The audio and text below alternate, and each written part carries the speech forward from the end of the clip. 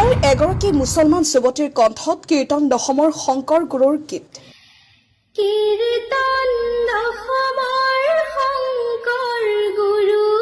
কীৰ্তন দশমৰ শংকৰ গুৰুৰ ভক্তিমূলক গীতটো ইমান সুন্দৰকৈ গাইছে মুছলমান ছোৱালীজনী।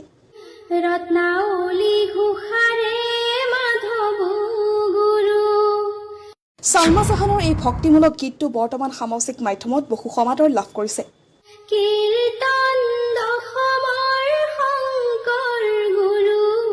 লাখ লাখ দৰ্শকে চাইছে ছালমা জাহানৰ এই ভক্তিমূলক গীতটি।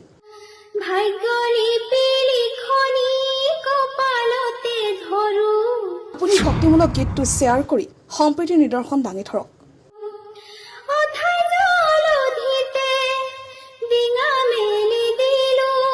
হয়, যি সময়ত একাংশই হিন্দু মুছলমান কৰি আছে সেই সময়ত ছালমা জাহানে দাঙি ধৰিলে সম্প্ৰীতিৰ এক নিদৰ্শন।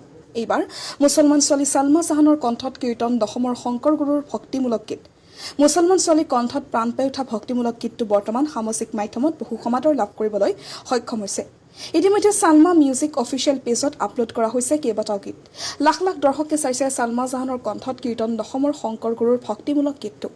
আপুনিও শ্বেয়াৰ এটা কৰি সম্প্ৰীতিৰ নিদৰ্শন দাঙি ধৰক আৰু মুছলমান ছোৱালী ছালমা জাহানক আগুৱাই চাত সহযোগ কৰক। লগতে এনেধৰণৰ নতুন নতুন গীত শুনিবলৈ ছালমা মিউজিক অফিচিয়েল পেজটো ফ'ল' কৰি দিয়ক।